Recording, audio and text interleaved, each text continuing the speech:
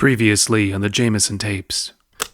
All right, Alan, what do you have to show to In me? which I informed Abysme that a Twisted Metal series was coming to Pico. I have never been more angry and more excited in my life. What Twisted Metal fan was like, I have to run this up the ranks of Peacock to be like, make this I was film. right. The last Twisted Metal game came out 11 years ago. Jesus Christ. In the 2020s, a pandemic crippled the world. Some panicked, some denied it.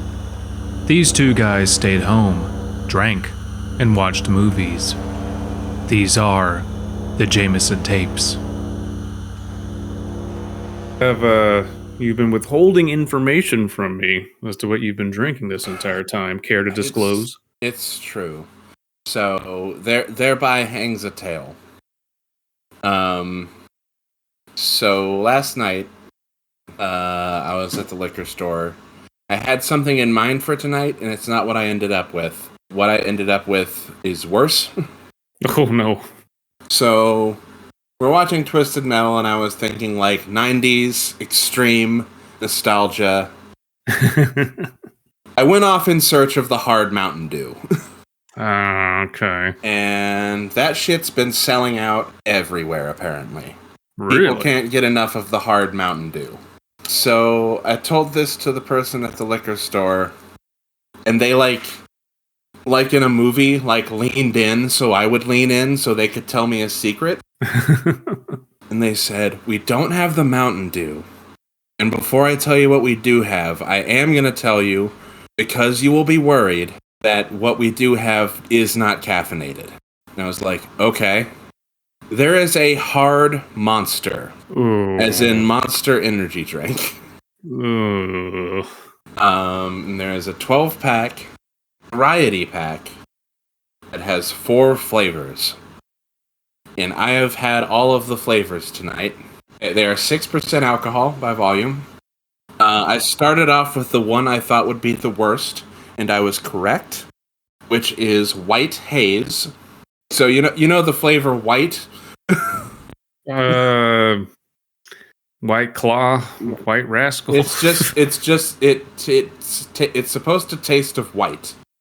The second flavor I enjoyed tonight is supposed to be an alcoholic version of the classic Monster. By the way, the drink itself is called the Beast. Mm-hmm. The Beast Unleashed. So the one that's supposed to taste like classic Monster is just called Mean Green. Okay. You know, green. Again, the flavor green. And that's the second one I had, and it was like, if you can quantify such a thing, better? The third and fourth flavors were the ones I expected to be drinkable, and I was correct. They are Scary Berries and Peach Perfect. Oh no. So, are you aware of what a Kraken is? I know Kraken rum. I know Kraken, the mythological creature. Well, there's also Kraken, the shotgun tool. Huh. It is a small device that has a pointy end that goes into the can, and which leads to a bit you put your mouth on, and you basically stab this thing into a can, tilt it back up, open the can, and drink stuff absurdly fast. Oh, kind of like that thing you used on a live stream. It's not the shot fun. This thing is like teeny.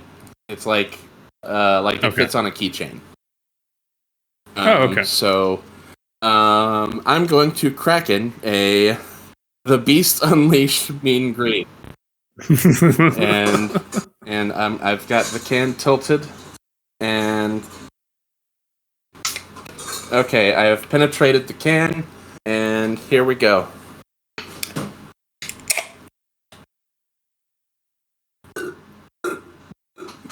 Oh God. Oh, that all went into me so fast. Well, I'm feeling the nostalgia, which is good because we have something nostalgic to talk about. But first, I would like to welcome everyone. We do. Welcome to the Jaymeson tapes. I am one of your co-hosts, Alan. And I'm your other co-host, Abysme. We did not watch a movie. That's the breaking tradition. I always typically start off with the we watched a movie thing. But we watched 3 episodes of a streaming TV show. And before we get into that, at the time of this recording, there's a strike going on, and the people striking deserve everything they're asking for. Yeah. They deserve money for streaming. Like, I read something yesterday, if we can get into this hotbed of controversy on our Dum Dum podcast for a moment. Yeah. The show Suits was streamed for 3 billion minutes on Netflix, and the writers were collectively paid $3,000.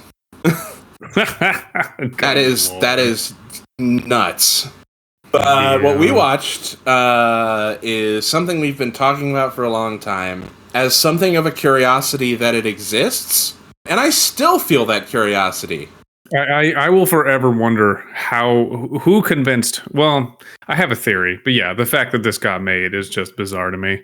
We watched the first 3 episodes of Twisted Metal on Peacock, and pretty good. Pretty, solid. A little clunky out the gate, but very quickly got its bearings, and it definitely helps to be familiar with the video game franchise. But, well, I don't know. Could you appreciate this if you hadn't? It may seem like I was super knowledgeable about it. My confession is that on PlayStation Plus Premium right now, the first 2 games are available for free download. So I played a little bit of both of them in preparation for this to refamiliarize myself. And whoever made this show seems to know their shit. Yeah. But it's not doing the thing it does in the game, and I have a theory about that, but we'll round back around to that. Yeah. So, brief summary, our main character is John Doe. They take a lot of liberties with the character. John Doe was a character in Twisted Metal Black who was an amnesiac. Yes. Yes. They've super reinterpreted both his character and the character of Raven, who was just the goth girl in Twisted Metal Black. That's true. So, John Doe is what's called a milkman. He's a delivery driver. We're in a post-apocalyptic setting. I don't know if it's accurate to say it's like mid-apocalyptic setting. It's a very interesting take because within the walled cities, things are ostensibly fine, despite there having been a massive computer bug that wiped out every system. But it almost feels like that's kind of hand-waved away a little bit with how they portray new basically San Francisco. Y2K happened, but it didn't happen until 2002. We get a brief pretty awesome glimpse of it happening. I hope we revisit that with a few more characters. There's some good marbling on that seal. I hate to say it, but this is just San Francisco now. Yeah. Things aren't good. But we get from the character Agent Stone's perspective a glimpse of what it was like when society just crumbled. And it was 90s as hell. Alan, my heart can't take the nostalgia. We got Claire's and Radio Shack. This hurts. Oh my God, Stone backstory? Stone's a mall cop. Yes. Fuck yes. That's great. That is great. But I think we both went into this. I was cautiously optimistic. I think you may be a little less than I was. This is more just trailers and how trailers are cut these days, and I really, really hate trailers because they always put forward, for some reason, like the most unappealing presentation of what a show is. Granted, not every show or movie can be cut around a trailer very well, but it was just like, a joke a second, not enough action. And so my worry was, oh no, this is just going to be a lot of like quips and not a lot else going on. But pleasantly surprised that's not the case. Yeah. You get the car combat, you get not all of the humor lands, but when it does, it lands like really well. Yeah, and I think they have different writers per episode, so I feel like as the show went on, the writing got a little bit tighter, and the jokes, because not all of them are just like said, some of them are just visual gags. They got better and better, and just tighter writing as we went along. It's also like a hard premise to set up. It is. So I think it requires a little bit of acclimation. A Twisted Metal show was always going to hinge on the strength of its characters. And in this first 3 episodes, we get a few very, very good characters. Yes. And set design. Good. Some fantastic atmosphere and set design. So, main character John Doe, he's an amnesiac delivery driver, gets offered a chance by the COO of New San Francisco. Basically, it establishes earlier when he makes an earlier delivery that delivery drivers are not allowed into the cities. Yeah. Because they're considered like outcasts and criminals. But basically, John Doe is offered an opportunity by the COO, Raven, played by Nev Campbell. New San Francisco is an idyllic city. If he makes a super dangerous delivery for her, he will gain citizenship in New San Francisco and a new life and a new perfect life. But as he speeds off, it's implied that life there is not as perfect as she implied. Yeah, and it's basically they put on a show to convince him life inside the city is perfect, and it's like nothing happened, like the apocalypse didn't happen, essentially. That's the setup. Along the way, he meets Quiet, played by Stephanie Beatriz, who I love. Quiet just had her brother killed. Her brother was forced to kill himself by Agent Stone, who is Thomas Hayden Church, just fucking crushing it. Can we talk about Thomas Hayden Church real quick? Yeah, because he has been showing up in media that I've consumed in very different parts of my life. The first one is Lyle Vandergroot of George of the Jungle. That's him. The second is he was the main Thrak opponent to Tars Tarkas. He was Tal Hajus in John Carter. He was the voice. He sure was. And now he's here. He's Agent Stone. And I think that's just fucking fantastic. I'm sorry, real quick. I love you so much that those are the roles you mentioned. Not He's done a lot of other stuff, but those are the ones I know. The ones of Bisme references. They're the perfect ones for a Bisme to reference. Yeah. But he was also in Sideways. Oh, you're right. He was Sandman in Spider-Man 3. He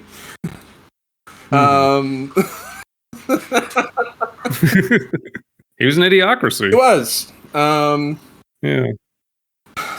But he absolutely crushing it. Crazy that this show has some pretty ACAB overtones. Yeah. I think it runs up against Judge Dredd quite a bit. It's kind of like if Judge Dredd met Fury Road, but has a much more kind of lighter tone to it. Just through not that it doesn't have dark parts, and we'll get to that, but it is much more of a comedic take, which is in line with most of the source material. 1 and 2 of Twisted Metal are very edgy, tongue-in-cheek humor. Black is its own thing, but the juxtaposition of like terrible things happening and like the light tone is one of my favorite things, which is why I was fucking losing it at the flashback to the start of the apocalypse while Steal My Sunshine is playing. In a mall with Claire's and Radio Shack in the background. Yep. It's pretty great. Boy. So Thomas Hayden Church is Agent Stone. They kill Quiet's brother and they brand her with basically the logo of their badges. Mm-hmm. And leave her with a bullet in case she wants to take the same way out that they made her brother take. So Quiet's purely on the path of vengeance. Yeah. Basically tries to steal John Doe's car, and now they're kind of attached in that sense. They kind of hate each other. They're probably gonna fuck because it's, you know. Probably, yeah. They're leaning into that a lot. But yeah, I'm excited to keep watching this show. Yeah, me too. I think, how many episodes is the first season? Oh, it's only 10. Yeah. So we're like nearly almost a third of the way. Yeah, no, that's great. And they're only half-hour episodes, so really easy to just bang this out. I looked at the Wikipedia to get some information before we did this, and I spoiled a character for myself, and I'm so goddamn excited. Yeah, I've seen a few as well. I was, the way the Wikipedia article is laid out is very, very skim. So they just give you a lot of info real quick because there's not a lot to read. So I've seen a few, and I'm not going to tell them here. We can cut this out if we need to. I'm fucking excited for Jason Mantzoukas as Preacher. Yeah. As someone who loves the How Did This Get Made podcast, Jason Mantzoukas, in everything he is just playing like the shittiest possible human being. Yeah. Brooklyn Nine-Nine, I'm trying to remember the name of his character. I don't remember. Anyway, just the grossest person is who Jason Mantzoukas plays in everything, and I'm excited to see him play Preacher. There's going to be Granny Dread at some point. Oh, wow. So I'm just, yep. Mm-hmm. Gonna be fucking fantastic. Oh, yes. He was Agent Pimento on Brooklyn Nine-Nine. Oh, right, yeah. Some killer music choices, and not just the licensed music. Some of the actual score is really good. There's a scene where the one everyone hated from the trailer, where John Doe is fighting Sweet Tooth. We haven't even really gotten into Sweet Tooth. No, we haven't. John Doe is fighting Sweet Tooth in the casino, and it's like a ritzy casino version of like clown music. Yeah, and it actually works. And people like shit all over that scene for the trailer. It works with context. It does. And I think the problem is right before that, you have this really good build-up and a chase before we get to that casino portion. So you have a lot of just good twisted metal content, and then we have like they decided to use the breathing room in the trailer, which is kind of weird. Yeah, if people are waiting to see something from your twisted metal show, show them fucking cars with guns. Yeah, it's, and maybe they just didn't want to blow their load. I'm like, but that's what everyone's going to be expecting. And if there isn't a lot of it, then you've done your show wrong. And thankfully, there's a great amount. Yeah. But like, yeah, just like even before that scene, like there's a really good car chase. So it's choices were made. Whatever. For those who are fans of the series, there does not seem to be any tournament going on. No. But if I had to guess, if I was a betting man, I would guess that the tournament is going to be the hook for season 2. Maybe because we have a MacGuffin. Did the MacGuffin get taken out of the trunk? Do they not have the MacGuffin anymore? They haven't even. They have to pick it up first. Oh wait, sorry. Yeah, I was thinking of the previous delivery. Yeah, no, sorry. We have. They have to get to an area to pick something up and bring it back. I don't think that's gonna happen. More importantly, everything is gonna converge on a certain city, and I wouldn't be surprised if that's like where they have to do the competition. But I don't know. Because Sweet Tooth did say, "I'll see you soon." So I'm guessing he's just like following them. Wouldn't be surprised. Well, I want more Sweet Tooth, but at the same time, I'm glad like they're not shoving him down our throats. Essentially, if this first season is them having an episode of just the main characters, and then an episode with another future contestant, and then kind of bouncing back and forth so we get like little tastes of them, that would be great. Yeah. I would really prefer that. Agent Stone, of course, we see a lot, but he is, as of right now, the big bad, which is a wonderful choice. Oh yeah. Really, really good. And we have characters that need to be introduced. Big surprise to me was Mike and Stu. Mm-hmm. Mike and Stu were the drivers of Hammerhead in the second game. And their whole thing is that they were fucking dumbasses. What did they wish for in the second game? I can pull that up. They, yes, I think in the first game they just wished for chicks. In the second one, they wished for the ability to fly. And if I remember correctly, they just jump off of a building and then fall to their deaths before Calypso can give them their first class plane tickets. But yeah, they're great. Sweet Tooth fucking rules. He's great. Sweet Tooth in body is played by professional wrestler Samoa Joe, who really, really, despite it not being his voice, is, I think, carrying the load. Yeah, I think Will Arnett is working around Samoa Joe's physical mannerisms. Yeah. And Will Arnett is doing his voice. Yeah. And fans of the series, in the first few episodes, we get Wacky Harold, the fun time paper bag, which was Sweet Tooth's prize in the first game. We get references to fucking not Blackgate, not Blackwater. Blackgate is Batman. Was it Blackwater? Look, I'm on my 6th Monster Energy drink alcoholic beverage. And I am tired. I had a lot to do today. Blackfield. Thank you. Blackfield Asylum. So we get references to Twisted Metal Black. Yeah.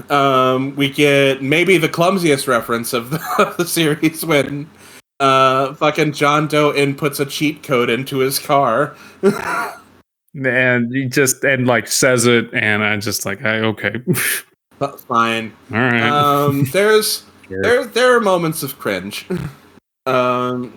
It's again, they kind of they went away as the episodes progressed. I think the show was really coming into its own, and I don't know if that was just they wanted to write enough in the first episode to hook people, but the thing is, if I didn't know anything about Twisted Metal, I would just be confused and be like, "What the fuck is that?" Yeah.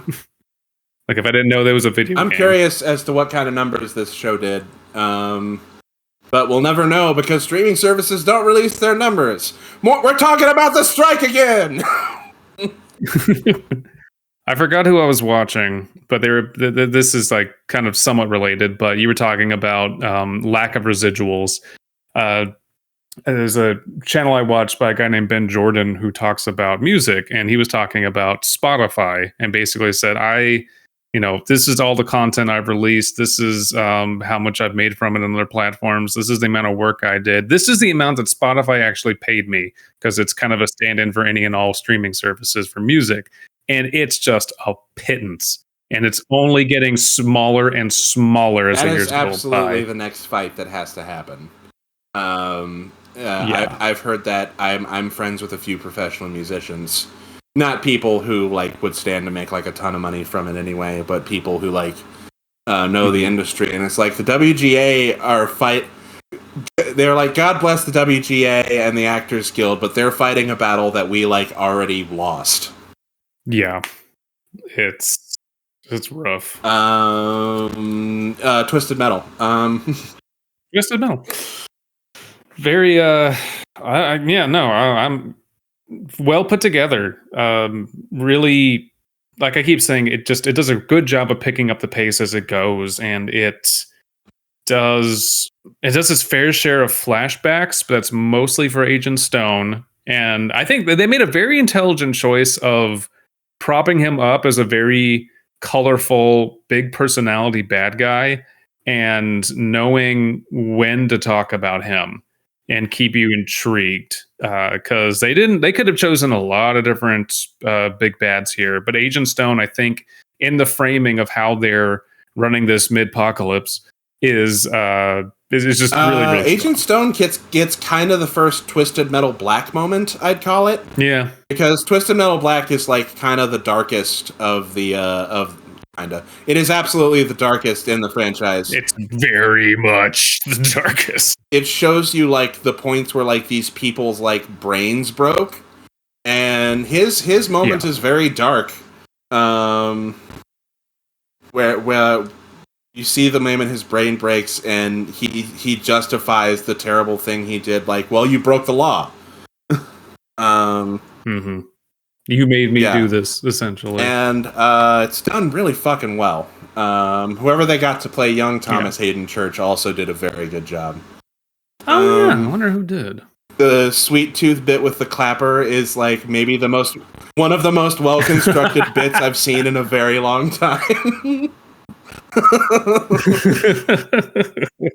And like every time it was used was great. The first time you see it, it's like a pleasant surprise, and then by the last time you see it, it's still fresh. That is so hard to do with something as basic as the clapper. And it has a punchline that like it just works. I won't spoil the entirety of the bit, but the setup to the bit is it seems that Sweet Tooth, who is living in a abandoned Las Vegas hotel and casino, has set up all the lights to run on the clapper. And it has a punchline. It's unfortunate we didn't get a lot of time in Vegas, because I mean, the crux of the plot is that characters have to get from A to B, and B is pretty damn far away, so they can't spend a lot of time per city. So they have, or like per like, stop they have.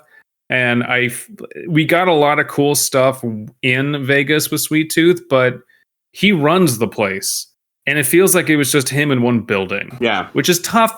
It's tough to work around, but I hope that they flesh out areas more when they visit them, because Hoover Dam was pretty well done, but it's also a lot easier to write around. It's just the dam, which has a DMV inside, which is pretty great.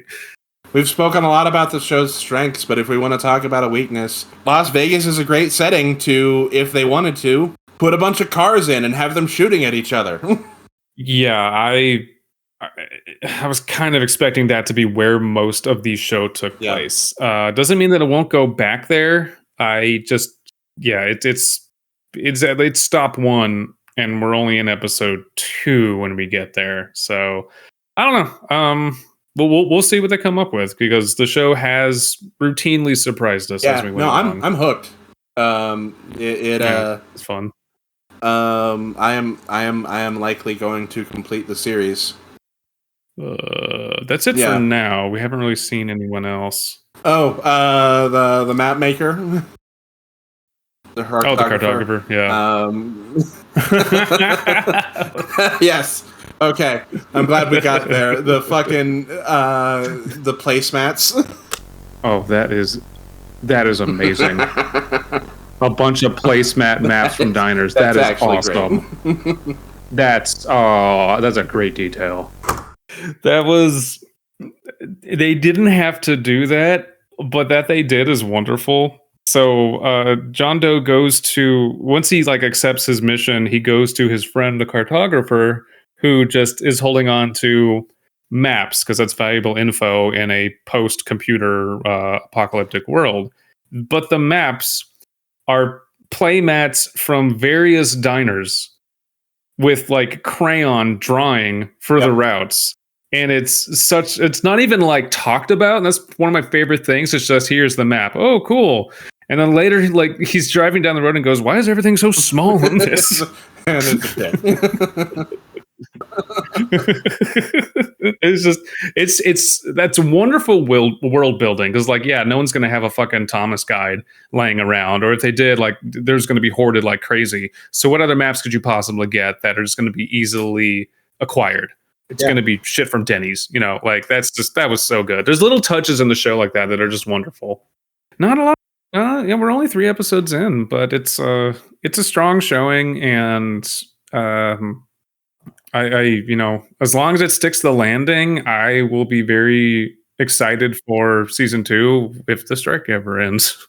All of the car combat seems to be for the most part done practically. Yeah, a lot of it. And I read an interview of this. I read an interview about this ahead of time. Anything they could do practically, they did practically, and I think that's the fucking way to do it. All the car combat is very good. As little of it as we've seen. We start with a bit in a mall with John Doe. There's the Agent Stone chasing Quiet and her brother. And some fun stuff with Sweet Tooth as well. It's all better than it has any business being, really. Yeah, it's not like to the level of the video games, but I think you would have to do mostly CG to achieve that, and that's fine with me. Yeah. It doesn't need to be. They all just need to feel like they have an identity, and all of the cars do so far. There's enough details on like interior shots and other just little things, like Sweet Tooth's ice cream truck. It's just like an amalgamation of just like so many weird ass guns just hidden inside of it, which is great. And Agent Stone's car has like a very sleek interior and just a bunch of switches that you don't even know what they do. And that's enough for me. That's perfectly good. I don't know about you, but I'm ready to curl up with a good copy of Jugs magazine. And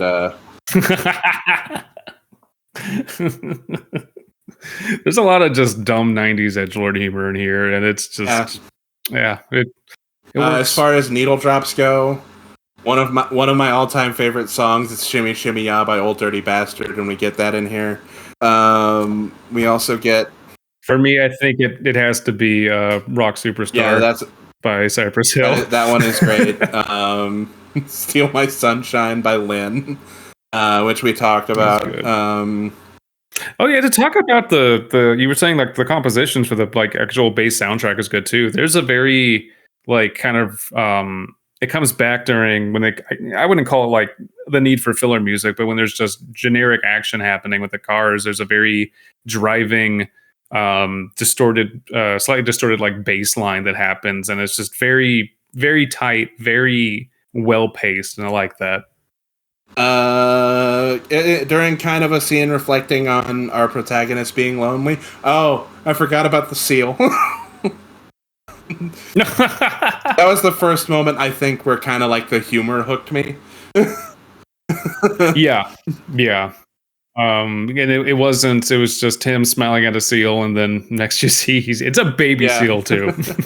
Like it's because his parents are over like on another part of the beach. Our protagonist in this show in the first episode cooks and eats a baby seal. And it's not like talked about. It's just like it's just done, and it's just a really good visual gag. During that bit though, where he's kind of like reflecting on like him not having amnesia and stuff. And being lonely, we get Champagne Supernova by Oasis. Oh, yeah. Obviously, the thong song for anyone who saw the trailer. And our protagonists are tortured with Barbie Girl by Aqua. In a pretty great sequence where they are tortured by having to fill out paperwork. Or take eye exams. And take eye exams, yes. In the DMV. Oh no, yeah, clever. And really, like the balancing act they do with the more dark emotional parts and the humor just gets better and better with every episode. It really does. Found its footing. So that's a hard recommend from me. Yeah.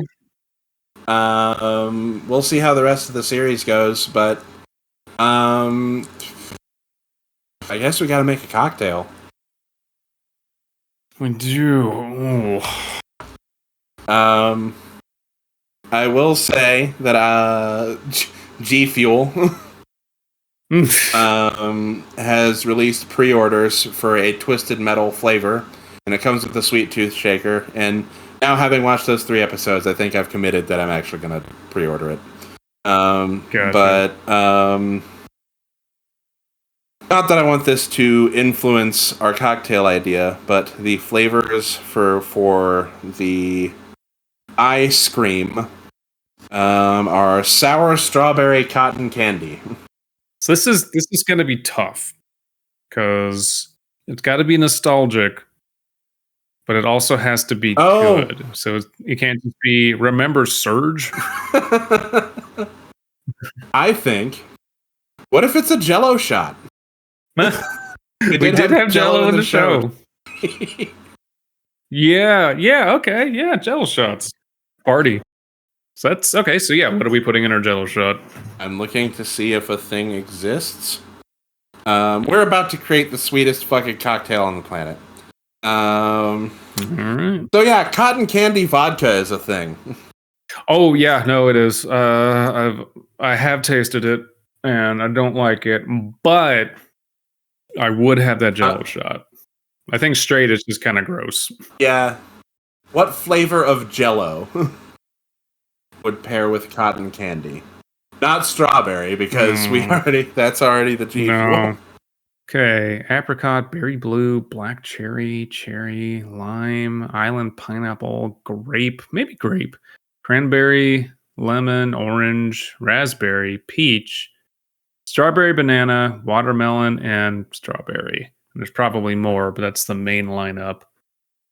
I think watermelon and cotton candy. Watermelon could work too. It would get the red color. And if you got like a Jello mold to like, the classic Jello mold, so you could do slices of your shots. You could, which would be easier because Jello shots. If you don't have like the little Dixie cup to actually force them out, is like the hardest thing to shoot because it's fucking Jello. And I've been at parties where like that's not a thought they've had, and then everyone goes, "How the hell am I supposed to eat this?" I just Googled it and found all sorts of molds that are like silicone molds that are shaped like clowns. So if you could make an enormous Jello shot utilizing cotton candy vodka and watermelon Jello in the shape of a clown and like chase it with a shot of Fireball. No, because we want this to be good. Well, okay, Goldschlager. Sure. Yeah, it's a step up. Yeah, that's the oh shit, it needs a name. We have the recurring gag of him saying Jello because he thinks that's a way people say hello because he doesn't know what Jello is. It's the Jello shot. J apostrophe L-O shot. And actually, no, I take that back. Write it normally, but people say no, it's pronounced Jello. Yeah. Great. The Needles Cane Jello shot. There you go. And that is do we have any Spider Room moments? I almost don't really want to give one because I haven't finished the show and more could arise. The clapper is a strong moment. For the sheer what the fuckness of the dialogue.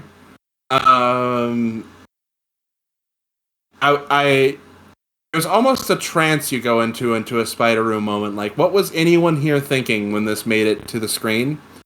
And when Sweet Tooth was describing being born and how he remembers it.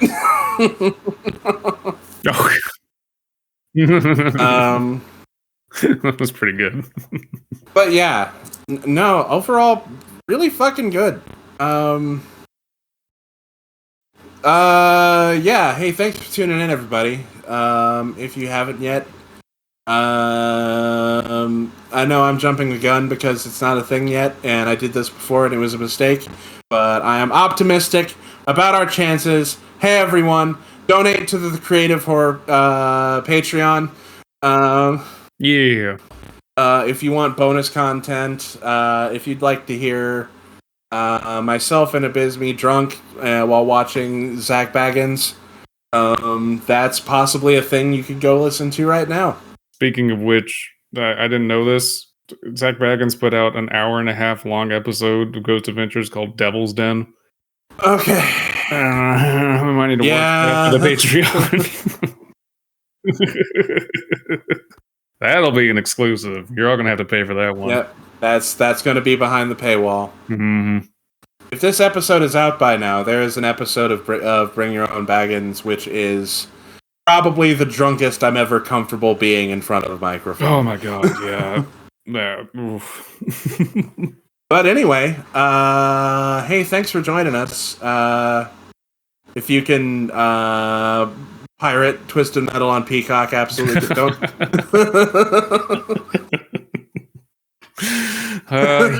Here's hoping things perk up when we get a second season. But yeah, we'll see. And oops, the show got taken down. Oh, fuck. Damn it.